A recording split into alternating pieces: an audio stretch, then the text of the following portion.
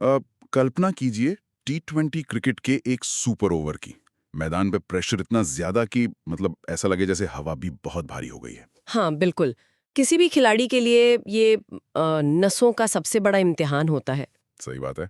अब सोचिए कि एक टीम बल्लेबाजी करने उतरती है और लिटरली महज 3 गेंदों में, हाँ सिर्फ 3 गेंदों में पूरी तरह से साफ हो जाती है। अरे बाप रे! सिर्फ 3 गेंदें? हाँ, स्कोरबोर्ड पर सिर्फ 1 रन और 2 विकेट गिर चुके हैं। मतलब कोई संघर्ष नहीं, कोई रोमांच नहीं, बस एक पल में सब खत्म। ये तो मतलब सुनने में ही एकदम बेतुका लगता है। बिल्कुल। और आज की हमारी इस गहन चर्चा में हम इसी बेतुकेपन और चमत्कार की दास्तान को खंगालने वाले हैं। हमारे आज के स्रोत का नाम है the Ekana thriller. Ekana thriller. जी, ये आईपीएल 2026 का वो ऐतिहासिक मुकाबला है जिसने लखनऊ सुपर जायंट्स और कोलकाता नाइट राइडर्स के बीच हुए एक मैच में क्रिकेट के हर स्थापित नियम और गणित को ना एकदम खिड़की से बाहर फेंक दिया। चलिए इसको थोड़ा विस्तार से समझते हैं। बिल्कुल समझते हैं, लेकिन यहाँ सबसे बड़ा विरोधाभास पता है क्या है? क्या? ये कोई फाइनल या प्लेऑफ का मुकाबला नहीं था। अगर हम स्रोत के आंकड़ों पर नजर डालें ना, तो ये अंक तालिका में सबसे नीचे खड़ी 2 टीमों की जंग थी। अच्छा, हाँ, पॉइंट्स टेबल के बॉटम की लड़ाई। बिल्कुल। एलएसजी 9वें स्थान पर थी, जिनके पास सिर्फ 4 अंक थे, और केकेआर 10वें यानी लिटरली आखिरी स्थान पर महज 3 अंकों के साथ। तो अगर हम इसको बड़े पैमाने पर देखें, खेल के मनोविज्ञान में जब 2 ऐसी टीमें टकराती हैं जिनके पास खोने के लिए बहुत कुछ हो और प्लेऑफ की उम्मीदें लगभग खत्म हो रही हों, तो वहाँ एक अलग ही प्रेशर होता है ना। एकदम वहां तकनीक से ज्यादा अस्तित्व बचाने की लड़ाई हावी हो जाती है। मैं इस अस्तित्व बचाने की लड़ाई वाले पॉइंट पर थोड़ा रुकना चाहूंगा। स्रोत बताता है कि इस मैच का जो सबसे बड़ा विलेन था, या कहिए सबसे बड़ा किरदार, वो कोई खिलाड़ी नहीं था। अच्छा, तो फिर क्या था? वो थी एकाना स्टेडियम की कुख्यात धीमी काली मिट्टी, या ब्लैक सॉइल वाली पिच। हाँ, इकाना की ब्लैक सॉइल तो मतलब काफी बदनाम है। बिल्कुल यार, मतलब हम अक्सर पिचों की बात करते हैं, लेकिन ये पिच ना सिर्फ धीमी नहीं है, ये एक भौतिक बाधा है। अगर मैं इसे एक उदाहरण से समझाऊं, तो ये काली मिट्टी की पिच किसी दलदल की तरह काम करती है। दलदल? मतलब क्विक सैंड की तरह? हाँ, एकदम क्विक सैंड। आप दलदल में जितनी तेजी से हाथ पैर मारेंगे, मतलब जितनी आक्रामकता से रन बनाने की कोशिश करेंगे ना, आप उतने ही गहरे धंसते चले जाएंगे। क्या बात है! ये तुलना उस पिच के मैकेनिक्स को बहुत अच्छे से समझाती है। है ना? आपको बहुत ही संभल कर वहां से निकलना होता है। बिल्कुल, क्योंकि काली मिट्टी में ना क्ले की मात्रा बहुत अधिक होती है, जो नमी को पूरी तरह सोख लेती है। हम्म। तो होता क्या है कि जब तेज गेंदबाज गेंद फेंकता है, हम्म। तो टप्पा खाने के बाद गेंद सतह को पकड़ लेती है। हम्म। बल्लेबाज अपनी अस्वाभाविक मसल मेमोरी के हिसाब से 140 की रफ्तार की उम्मीद कर रहा होता है। और गेंद आती है तो एकदम रुक कर। बिल्कुल, गेंद 125 की रफ्तार से थोड़ा रुक कर बल्ले पर आती है। बल्लेबाज अपना शॉट पहले ही खेल चुका होता है और गेंद हवा में खड़ी हो जाती है। मतलब जो T20 क्रिकेट की बेसिक आक्रामकता है, वो इस पिच पर सबसे बड़ी कमजोरी बन जाती है। एकदम सही कहा आपने। लेकिन अगर जब विज्ञान इतना ही स्पष्ट है ना, तो मेरे दिमाग में एक सवाल आ रहा है। पूछिए। क्या ये केकेआर के टीम मैनेजमेंट की एक बहुत बड़ी विफलता नहीं थी? मतलब जब उन्हें पिच की ये प्रकृति पहले से पता थी, तो टिम सीफर्ट जैसे विशुद्ध स्ट्रोक प्लेयर को ओपनिंग के लिए क्यों उतारा? ये तो है। और स्रोत के अनुसार केकेआर के ओपनर्स का ग्राफ वैसे भी लगातार गिर रहा था। 8 पारियों में उनका औसत टूर्नामेंट में सबसे खराब था, सिर्फ 17.2। हम्म फिर भी उन्होंने रणनीति क्यों नहीं बदली? देखिए, ये एक बहुत ही वाजिब आलोचना है। अक्सर डेटा और मैदान की हकीकत के बीच ना एक बहुत बड़ा पर्दा होता है। हाँ, वो तो है। केकेआर शायद ये उम्मीद कर रही थी कि पावर प्ले के फील्ड रेस्ट्रिक्शन का फायदा उठाकर वो पिच की धीमी गति को चकमा दे देंगे। बट मोहसिन खान ने तो मतलब उनका पूरा प्लान ही चौपट कर दिया। बिल्कुल, मोहसिन ने उन्हें ऐसा करने का मौका ही नहीं दिया। सीफर्ट 3 गेंदों में बिना खाता खोले आउट हुए और रहाणे 15 गेंदों में सिर्फ 10 रन बना सके। बाप रे! और मोहसिन खान का वो स्पेल, मतलब 4 ओवर, 1 मिडन, सिर्फ 23 रन और 5 विकेट। अनबिलीवेबल स्पेल था वो। पर यहाँ पर मामला और भी दिलचस्प हो जाता है। मैं सिर्फ आंकड़ों की बात नहीं करना चाहता। आखिर मोहसिन ने उस धीमी पिच पर ऐसा क्या अलग किया जो बाकी तेज गेंदबाज नहीं कर पा रहे थे।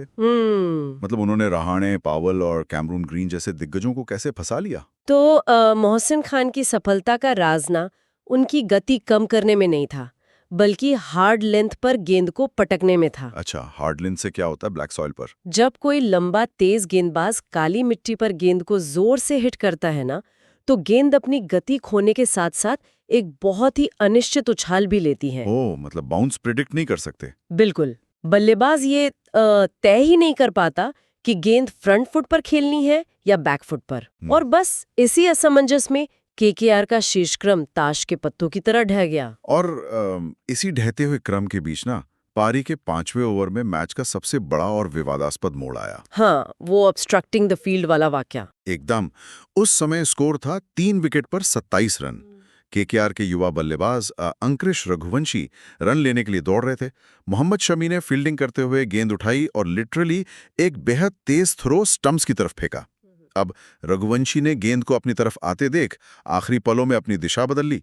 गेंद उनसे टकराई और उन्हें फील्डिंग में बाधा डालने वाले नियम के तहत आउट करार दे दिया गया। हाँ, वो बहुत बड़ा टर्निंग पॉइंट था। लेकिन मुझे यहाँ क्रिकेट के नियमों की कठोरता पर ना थोड़ी आपत्ति है।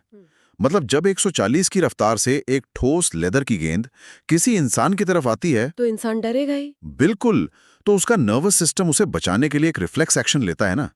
क्या ये नियम एक खिलाड़ी के प्राकृतिक बचाव और जानबूझकर की गई बेईमानी के बीच का फर्क पूरी तरह से मतलब भूल नहीं जाता? देखिए, अगर हम अंपायर्स के नजरिए से देखें ना, तो वे किसी खिलाड़ी का दिमाग तो नहीं पढ़ सकते। हाँ, वो तो है। नियम 37 बिल्कुल स्पष्ट है कि अगर बल्लेबाज जानबूझकर फील्डर के थ्रो की लाइन में आता है तो वो आउट है। थ्रो के समय स्टंप्स और फील्डर के बीच की सीधी रेखा को काटना एक तकनीकी उल्लंघन है। इसे रिफ्लेक्स मानकर छोड़ने से नियमों में बहुत बड़ा ग्रे एरिया बन जाएगा। हर कोई फिर यही बहाना बनाएगा। वो तकनीकी रूप से सही हो सकता है, लेकिन इसका साइकोलॉजिकल असर तो देखिए। स्रोत साफ बताता है कि इस एक फैसले ने केकेआर के ड्रेसिंग रूम को भीतर से लिटरली तोड़ दिया था। बिल्कुल, मनोबल एकदम गिर गया था। जब आप पहले ही इतना प्रेशर झेल रहे हो और फिर आपको लगने लगे कि यार नियम और किस्मत दोनों हमारे खिलाफ हैं, तो टीम बिखर जाती है। और उसका असर स्कोरबोर्ड पर दिखा भी। 10 ओवर के बाद केकेआर 4 विकेट के नुकसान पर महज 64 रन बनाकर हाफ रही थी। रन रेट तो सिर्फ 6.40 था। जी, और यहीं से खेल के सबसे दिलचस्प पहलू का जन्म होता है, मोमेंटम को अपनी तरफ खींचना। जब आधी टीम पवेलियन लौट चुकी हो ना, तो एक बल्लेबाज उस दबाव को कैसे सोखता है, ये देखना सच में अद्भुत है। और रिंकू सिंह ने ठीक यही किया। सच में स्रोत में रिंकू की पारी को एक चमत्कार बताया गया है, लेकिन मैं इसे सिर्फ चमत्कार नहीं कहूंगा। तो क्या कहेंगे आप? अगर हम थोड़ा तकनीकी नजरिए से देखें ना, तो रिंकू सिंह की वो पारी एक सुप्त ज्वालामुखी की तरह थी। मतलब एक डॉर्मेंट वोल्केनो। बहुत सही एनालॉजी है। उन्होंने पहले 19 ओवर्स तक उस भारी दबाव को अपने भीतर सोखा। वो अंधाधुंध बल्ला नहीं घुमा रहे थे, बल्कि चुपचाप गैप्स तलाश रहे थे। और फिर जब 20वां ओवर आया ना, तो वो ज्वालामुखी फट पड़ा। एकदम पूरी ताकत से फट पड़ा। यहाँ सबसे हैरान करने वाली बात यह है कि रिंकू के बैटिंग मैकेनिक्स उस पिच पर बिल्कुल सटीक बैठे।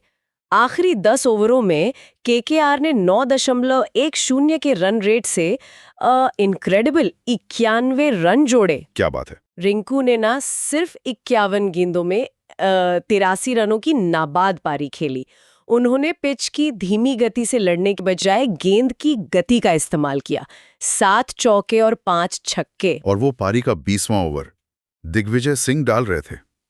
उस एक ओवर में रिंकू का जो रौद्र रूप दिखाना, लगातार 4 छक्के। हाँ, 26 रन बटोरे उस एक ओवर से। सोचिए, जो केकेआर 130 रन के लिए संघर्ष करती दिख रही थी, उसने बोर्ड पर 155 रन टांग दिए। अब देखिए, 155 का स्कोर T20 क्रिकेट में बहुत साधारण लगता है। हाँ, आमतौर पर तो आसानी से चेज हो जाता है। बिल्कुल, लेकिन काली मिट्टी की उस पिच पर ये 155 रन ना 180 रनों के बराबर का मानसिक भार लेकर आता है। जब विपक्षी टीम को पता हो कि गेंद बल्ले पर नहीं आ रही है, तो छोटा लक्ष्य भी एक पहाड़ लगने लगता है। और यही मानसिक भार LSG की पारी में साफ नजर आया मुझे। 156 रनों का पीछा करते हुए उन्होंने पावर प्ले में सिर्फ 1 विकेट खोकर 37 रन बनाए। जी, पंत ने 38 गेंदों ने 42 रन बनाए हाँ। और माकरम ने 27 गेंदों में 31 रन। हाँ, स्रोत में से धीमी पिच पर साझेदारी बनाना कहा गया है, लेकिन तो आखिर इन सब का मतलब क्या है? मेरे दिमाग में एक सवाल है। क्या ये सच में पिच का सम्मान करना था या फिर लिटरली बस हारने का डर था? ये बहुत ही दिलचस्प एंगल है। हाँ। क्योंकि इसी अति सुरक्षात्मक रवैये ने मतलब सेफ खेलने के चक्कर में एंड में आवश्यक रन रेट का इतना भारी दबाव बना दिया कि जीता हुआ मैच उनके हाथ से फिसलने लगा। बिल्कुल। देखिए, मैं तो कहूंगी कि ये डर ही था जिसने सम्मान का मुखौटा पहन रखा था। सही कहा। T20 क्रिकेट का गणित बहुत निर्मम होता है। अगर आप बीच के ओवरों में बाउंड्री नहीं खोजेंगे ना, तो चाहे आप कितने भी विकेट बचा लें, आप मैच हार जाएंगे। बिल्कुल। LSG ने इतनी डॉट बॉल्स खेलकर खुद को एक ऐसे जाल में फंसा लिया जहां से निकलना लगभग नामुमकिन हो गया। और इसका पूरा श्रेय ना KKR के स्पिनरों को जाता है। एकदम। सुनील नरेन और वरुण चक्रवर्ती ने मिडिल ओवर्स में जो किया, उसे समझना बहुत जरूरी है। बिल्कुल। नरेन ने 4 ओवर में 23 रन देकर 1 विकेट लिया पंत का, और वरुण ने 4 ओवर में 33 रन देकर 2 विकेट झटके। लेकिन उन्होंने LSG के बल्लेबाजों को बांधा कैसे? इसके लिए ना हमें स्पिन गेंदबाजी के विज्ञान को समझना होगा। वरुण चक्रवर्ती इस पिच पर ओवर स्पिन का बहुत चालाकी से इस्तेमाल कर रहे थे। जब गेंद पिच पर गिरती थी तो काली मिट्टियों से जकड़ लेती थी, और ओवर स्पिन के कारण गेंद अचानक अतिरिक्त उछाल लेती थी। ओह, तो बल्लेबाज के लिए टाइम करना बहुत मुश्किल हो जाता होगा। बिल्कुल। और दूसरी तरफ सुनील नरेन ने क्या किया? अपनी गेंद की गति को 85 किलोमीटर प्रति घंटे तक गिरा दिया था। बाप रे, इतनी धीमी? हाँ। अब जब गेंद में गति नहीं होगी तो बल्लेबाज को छक्का मारने के लिए अपनी खुद की शारीरिक ताकत जनरेट करनी पड़ती है। और उसी चक्कर में गलती होती है। एग्जैक्टली। पंत और पूरन दोनों इसी एक्स्ट्रा पावर को पैदा करने के चक्कर में अपना शेप खो बैठे और आउट हो गए। मतलब दोनों टीमों का ग्राफ एक दूसरे को लिटरली काट रहा था। KKR हार के गर्त से निकलकर जीत की तरफ बढ़ रही थी, और LSG अपने ही घर में एक आसान से लक्ष्य का पीछा करते हुए घुटने टेक रही थी। और फिर मैच उस मुकाम पर पहुंचा जहां क्रिकेट का हर गणित फेल हो गया। 20वां ओवर। हाँ, पारी का 20वां ओवर। ड्रामा, नो बॉल और चमत्कार। लखनऊ को आखिरी 6 गेंदों में जीत के लिए 16 रनों की दरकार थी। स्ट्राइक पर पुच्छल्ले बल्लेबाज थे और गेंदबाज थे कार्तिक त्यागी। अब देखिए, 16 रन बचाना ना किसी भी प्रोफेशनल तेज गेंदबाज के लिए बाएं हाथ का खेल होना चाहिए। बिल्कुल, खासकर तब जब सामने कोई मुख्य बल्लेबाज ना हो। लेकिन त्यागी का वो ओवर ये साबित करता है कि प्रेशर इंसान के शरीर के साथ क्या क्या कर सकता है। मतलब स्रोत के अनुसार उस एक ओवर में सब कुछ हो गया यार। हाँ। पहली गेंद पर एक 22 का रन, फिर त्यागी ने लगातार 2 नो बॉल फेंके। उन 9 बॉल्स पर बल्लेबाजों ने रन भी दौड़े, फिर फ्री हिट्स मिली, एक चौका लगा, फिर एक विकेट गिरा हिम्मत का, फिर डॉट बॉल, और आखिरकार समीकरण आटे का 1 गेंद पर 6 रन। इकाना स्टेडियम तो एकदम सन था उस वक्त। Literally pin drop silence. Mohammed Shami strike पर थे और उस आखिरी गेंद पर शमी ने एक शानदार स्विंग के साथ सीधा छक्का जड़कर स्कोर 155 पर टाई कर दिया। मतलब ये तो किसी हॉलीवुड सस्पेंस थ्रिलर जैसा है ना, जहां स्क्रिप्ट राइटर हर गेंद के बाद कहानी बदल रहा है। बिल्कुल। और सबसे बड़ा ट्विस्ट, एक तेज गेंदबाज के बल्ले से निकला हुआ विजयी छक्का। लेकिन इससे एक बड़ा सवाल खड़ा होता है। क्या? मैं जानना चाहता हूं कि त्यागी जैसे इंटरनेशनल स्तर के गेंदबाज से इतनी बड़ी तकनीकी चूक, मतलब लगातार 2 नो बॉल कैसे हो सकती है? देखिए, ये तकनीकी चूक नहीं है, ये पूरी तरह से एक जैविक प्रतिक्रिया है, मतलब एक बायोलॉजिकल रिएक्शन। अच्छा, वो कैसे? जब एक खिलाड़ी बहुत ज्यादा दबाव में होता है ना, तो उसका शरीर भारी मात्रा में एड्रेनलिन और कॉर्टिसोल रिलीज करता है। इसका असर सीधे उनके मोटर स्किल्स पर पड़ता है। त्यागी अपने रनअप में सामान्य से ज्यादा तेज दौड़े, उनके कदमों की दूरी कुछ इंच बढ़ गई और नतीजतन उनका पैर क्रीज के बाहर चला गया। ओह, तो मतलब जानबूझकर नहीं हुआ? बिल्कुल नहीं। कोई गेंदबाज नो बॉल जानबूझकर नहीं फेंकता, सिवाय फिक्सिंग के ऑब्वियसली, बट यहाँ उनका नर्वस सिस्टम उनके शरीर का नियंत्रण खो रहा था। यार, ये एक बहुत ही शानदार व्याख्या है, शरीर का नियंत्रण खोना। और दूसरी तरफ मोहम्मद शमी थे, एक ऐसा बल्लेबाज जिससे छक्के की कोई उम्मीद ही नहीं थी। बिल्कुल। शायद शमी के दिमाग में कोई योजना ही नहीं थी, कोई कॉग्निटिव ओवरलोड नहीं था। एकदम सटीक बात कही आपने। त्यागी इस बात को लेकर बहुत ज्यादा सोच रहे थे कि गेंद कहाँ डालनी है, और शमी सिर्फ ये सोच रहे थे कि भाई गेंद दिखेगी तो बल्ला घुमाना है। एग्जैक्टली जब मन पूरी तरह खाली होता है ना, तो आपके रिफ्लेक्स सबसे बेहतर काम करते हैं। गेंद त्यागी के हाथ से फिसलकर स्लॉट में गिरी, मतलब उस जगह जहां बल्लेबाज को पैर हिलाने की भी जरूरत नहीं होती। और शमी ने बिना किसी डर के उस पर प्रहार कर दिया। जी, और वो प्रहार मैच को सुपर ओवर में ले गया, जिसकी बात हमने एकदम शुरुआत में की थी। मतलब सोचिए 40 ओवर का वो थका देने वाला मानसिक और शारीरिक संघर्ष महज 4 गेंदों में सिमट गया। आईपीएल इतिहास का सबसे छोटा सुपर ओवर। हाँ। देखिए, सुपर ओवर असल में इस बात का परीक्षण होता है कि कौन सी टीम पिछले 3 घंटों की मानसिक थकान को अपने दिमाग से कितनी जल्दी निकाल सकती है। और यहाँ एलएसजी पूरी तरह से टूट गई।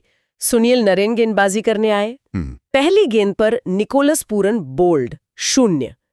दूसरी गेंद पर ऋषभ पंत ने जैसे तैसे 1 रन लिया और तीसरी गेंद पर एडन मार्करम हवा में शॉट खेल के कैच आउट। मतलब 3 गेंदें, 1 रन और 2 विकेट। पारी खत्म। एकदम खत्म। नरेन ने ये किया कैसे? स्टेडियम के बाहर मारना चाहते थे, लेकिन जब गेंद में गति ही नहीं होगी तो आप उसे बाउंड्री पार नहीं भेज सकते। हाँ, पावर तो जनरेट करनी पड़ेगी ना। बिल्कुल। नरेन ने उनकी इसी जल्दबाजी का फायदा उठाया। उन्होंने बल्लेबाजों को वो पेस ही नहीं दी जिसकी उन्हें शॉट खेलने के लिए जरूरत थी। और फिर जब केकेआर बल्लेबाजी करने आई तो प्रिंस यादव की पहली ही गेंद पर रिंकू सिंह ने विजयी चौका जड़ दिया। जी। क्या विडंबना है, जो मैच 40 ओवर तक सांसें अटकाए हुए था, उसका फैसला महज 4 गेंदों में हो गया। लिटरली पलक झपकते ही। हमारे स्रोत में सामग्री में एक बहुत ही बेहतरीन कोट दिया गया है। T20 क्रिकेट में मोमेंटम से बड़ा कोई खिलाड़ी नहीं होता। 1 ओवर, 1 गेंद या 1 थ्रो सब कुछ बदल सकता है। और द एकाना थ्रिलर ने इसे अक्षरशः सच साबित कर दिया। ये सच है कि मोमेंटम सब कुछ बदल सकता है, लेकिन अगर हम इन भावनाओं से बाहर निकलकर ना एक रियलिटी चेक करें तो तस्वीर कुछ और ही है। वो कैसे? इस ऐतिहासिक और इतनी रोमांचक जीत के बावजूद सच्चाई ये है कि पॉइंट टेबल में कोई चमत्कार नहीं हुआ है। एलएसजी अभी भी 9वें स्थान पर संघर्ष कर रही है और केकेआर 10वें स्थान पर। सही बात है। इस एक जीत ने उन्हें कोई ट्रॉफी नहीं दिला दी है। ये एक बहुत ही कड़वी लेकिन जरूरी सच्चाई है। प्लेऑफ की उम्मीदों को जिंदा रखने के लिए ना दोनों टीमों को इस कुमारी से बाहर आना ही होगा। बिल्कुल। लखनऊ को अपने मिडिल ऑर्डर की उस अति सुरक्षात्मक बल्लेबाजी से निपटना होगा और केकेआर को अपनी डेथ बॉलिंग की उन कमजोरियों को दूर करना होगा जहां वे 16 रन भी नहीं बचा पा रहे थे। एकदम से। इस पूरी चर्चा ने हमें क्रिकेट के कई नए आयाम दिखाए। एक ही मैच में हमने ऑब्स्ट्रक्टिंग द फील्ड जैसा विवाद देखा जो नियमों की निर्दयी कठोरता को दर्शाता है। हमने दबाव में फेंकी गई नो बॉल्स देखी जो एक एथलीट के टूटते हुए नर्वस सिस्टम की गवाही देती हैं, और आखिरी गेंद पर एक तेज गेंदबाज का लगाया गया छक्का जो महज एक अंधा भाग्य था। बिल्कुल। ये पूरा विश्लेषण क्रिकेट प्रेमियों को ना एक बहुत ही उकसाने वाले विचार पर लाकर खड़ा कर देता है। हम दिन रात खिलाड़ी की तकनीक, उसके फुटवर्क, बल्ले की ग्रिप और सीम पोजीशन का विश्लेषण करते हैं, लेकिन क्या आधुनिक T20 क्रिकेट अब उस बिंदु पर पहुंच चुका है जहां किस्मत हावी हो रही है? हाँ, जहां सालों की कठोर ट्रेनिंग और तकनीक से कहीं ज्यादा उस एक पल का किस्मत और नियम का टकराव मैच का नतीजा तय करने लगा है। सोचने वाली बात है। क्या किसी खिलाड़ी का एक अनैच्छिक रिफ्लेक्स एक्शन या लाइन के 1 इंच इधर उधर पड़ने वाला पैर 40 ओवर की पूरी रणनीति पर भारी पड़ सकता है? बिल्कुल पड़ सकता है, हमने अभी देखा। ये एक ऐसा सवाल है जो सुनने वालों को लंबे समय तक सोचने पर मजबूर कर देगा। तो चलिए, आज की इस दिलचस्प गहन चर्चा में बस इतना ही।